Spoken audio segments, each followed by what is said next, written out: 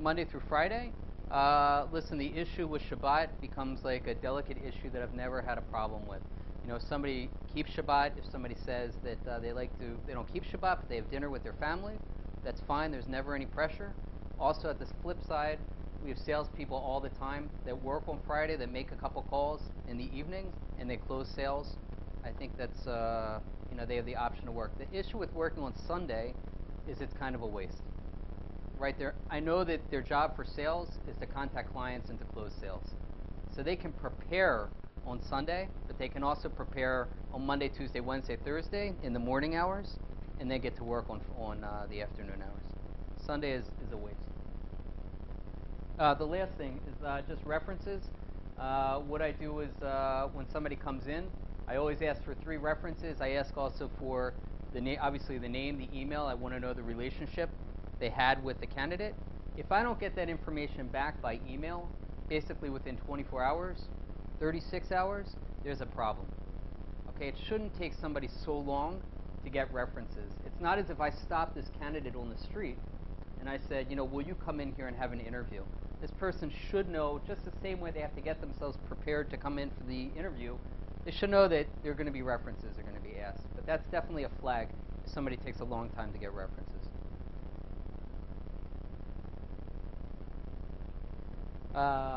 Okay, training. Again, now we found our team that we're going to work with, and let's go over the side a little bit of training. First of all, training is time consuming, but I think everyone knows it's probably one of the most important parts of the whole process. The big words I have here again for starting with inside sales is the klita and the gibush. Okay, I want to bring somebody in, and I think that if we make that person feel like they're part of the team, then the training process is going to go much faster. I also like to take the training and push it out on other people within the team as well, or within the company. In other words, I want this candidate to learn about the product from somebody that does some product. I don't want to be able to deal with I can't deal with all that training and do the sales myself. The ideal situation is that if you have people that are responsible for training to do. You should definitely have a training manual and a training outline, and set the expectations on a weekly basis, meet with that candidate and understand what they were looking to do. And then basically, now let's go through and talk about really what we do within the sales training. The emails, again, I'm old school the way that I sell. I've set email styles that I want to be followed, and that should definitely be the way that somebody new is going to start off.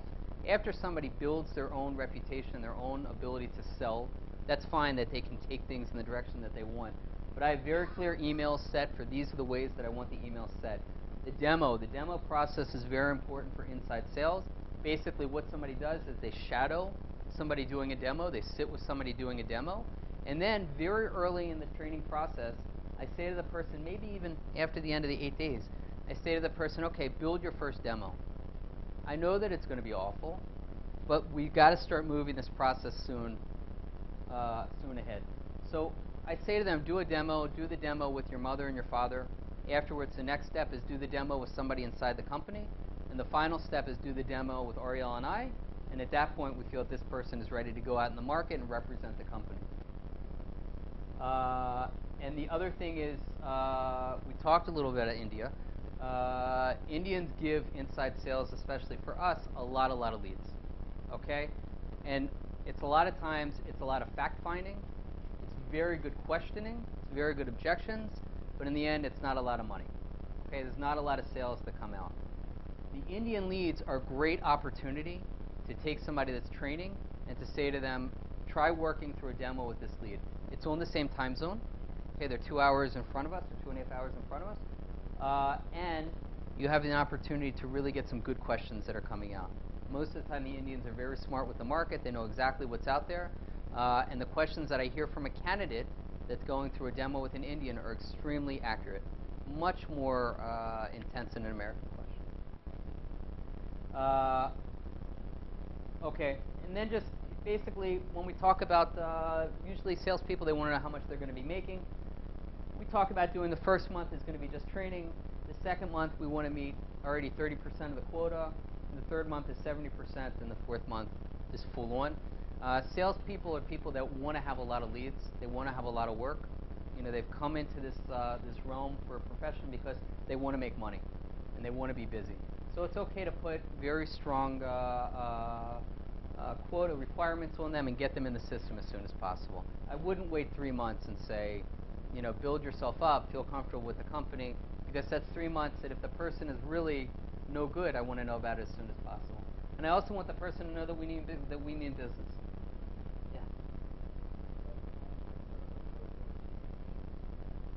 Yeah. You can't give them just junk that's not going to sell. You have to give them something that's going to sell, but I give them a lower value lead.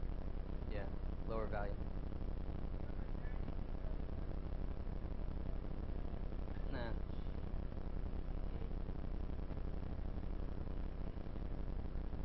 Nah, I mean, it's, no. No. Again, you can have somebody that's young and single, and that's great because they can work till 10 o'clock, and they have life, and they have energy, and they come in excited. No. I think, again, inside sales means that marketing has gone out and the lead has come in, right? You've done a job with marketing, lead has come in. People that are coming in, this kind of sales, it's not rocket science. That's what it's. And I'm just saying it's not rocket science. I think if you find a person that's interested in the job, can pick things up rather quickly, has the right attitude, I think they can succeed. I don't think there's no, as far as male, female. No, they're all good. They're all good. Yeah.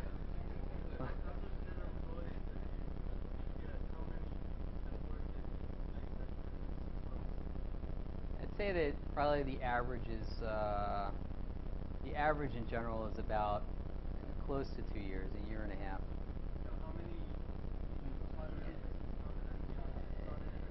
It really depends.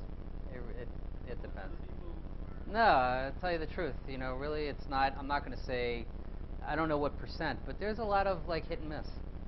There's a lot of miss. There's somebody that you bring in and you say this person's going to do great, because they didn't get along with the team. They didn't realize how the hours were really going to be. You're talking about somebody maybe that didn't have the experience. You've missed. I don't have 100% track record. Okay, let's try to move on a little bit. So Ariel talked a little bit about the hunters and the farmers, and what I'm going to show you is something that was extremely successful. A live person was extremely successful for us at Kampyle. What we talk about is we talk about really dividing up the team. And when we do it, we talk about the assembly line. Okay, when Ford made the assembly line, one thing that he wanted to do was make the process more efficient. And what that meant that one person was responsible for doing one part of that assembly line. We want to know all the time what our job is when we come to work. It's too much work in inside sales, small business, to have one person that's going to cover the whole sales life cycle for one client. It doesn't make sense. What makes a lot more sense is to break up the team. And I really take this first person, the sales consultant, I really think about it almost like like a battle. In the first job, I think about these old movies, and the first job was to send in these ground troops that would run up and they would secure the land. Okay, after they would secure the land, our reinforcement team, the account manager, will come in and they would go ahead and start to build the process up, make sure that everything was safe. And if it was a small town there, would try to get the town back on its feet, while the infantry soldiers would go on to the next stage. Okay, and that's exactly what we're doing here. That sales team that we had, I mentioned before, it's like a person with a machete in the jungle. I mean, their job is really just to chop away, because it could be that about 90% of the leads that they get are not going to buy, and out of that, there's going to be some that are going to be trash. It's a very difficult job for this first line person, and their job is short range, and it's hunt, kill, and move on. Don't look back. Okay? Don't look back at a sale. Go ahead and pass that sale over to the account manager. Pass them all the information that's possible, but move on to the next opportunity. Account managers, like I said, it's their job is to secure the sale, to help build relationship with the client, okay, to help teach the client about how to use the product, make sure that it's deployed properly, make sure that there's not anything that fell through the hole. A lot of times what they're going to pick up on was a bad point in the sales process. The client expected X, and they really only have Y. Okay? Afterwards, what we do is pretty much after the sale is made, immediately afterwards, account development gets involved in the process. And account development, it's their responsibility, really the ultimate lifetime of the sale. If this sale cancels, okay, maybe it wasn't deployed correctly, but I expect this account development person to see that there's a problem. And again, within our system, we've many alerts set up.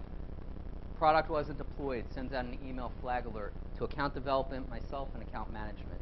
If we see that the product is being used very little over the past 2 weeks, boom, also we get an alert sent.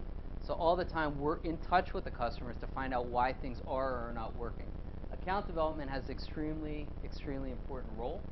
Most of the time when we look at the commissions, account development is looking more for bookings within Kampyle, whereas if the sales consultant is just responsible for get that person in. Okay, this is much more of a yearly, a long time sale process. You have a question or just stretching? No, we're past the marketing. The sales consultant is after the leads have come in. It's the first contact from the company. Yeah. This is the only person that's going to close that first sale.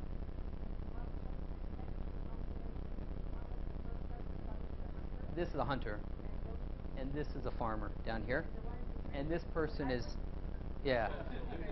It is really a hybrid, because if you build a good account management team, they're going to recognize where there's opportunity, and they're going to pass it on to account development. And also, don't forget that the customer has already gone through a sales process, and nobody really likes to go through a sales process on the customer side.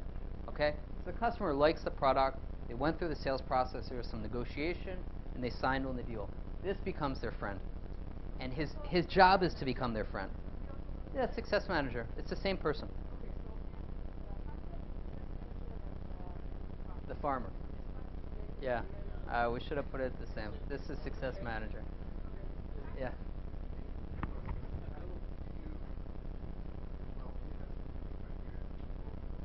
Well, I know who I'm looking for. So I discussed that with them as well. I talked to them about how competitive they are. This is definitely going to be somebody that's more experienced, more veteran, more familiar, not so much with the product. Again, it's not so important, but has dealt with clients in the past, has dealt maybe with larger end clients. So it's going to take a basic monthly account for us and move it into a 2-year upgraded account down here very soon. And if they can do this within a month afterwards, that's fantastic. If it takes them 6 months, that's awesome.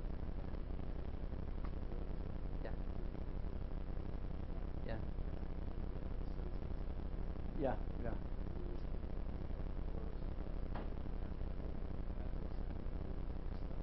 No, that's, again, also, I can tell you how we look at it. This is the MRR, and this is just based on booking. These two are both based on booking. Booking is going to be how much you're going to be charging them over the next year, mostly an annual account. At this point, this person has basically 3 responsibilities.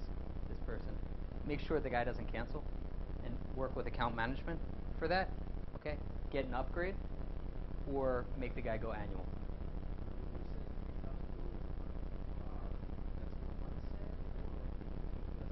I mean, it's really just a figure. It's just a figure. But it's going to be everything. Yeah, but MRR is the monthly charge.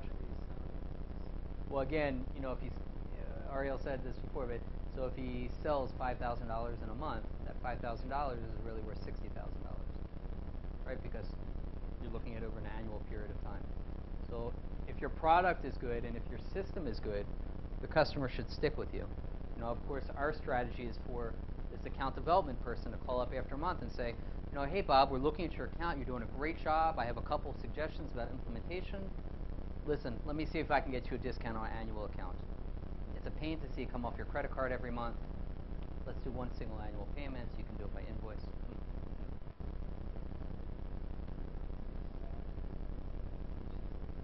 Yeah, I have that coming up the next slide.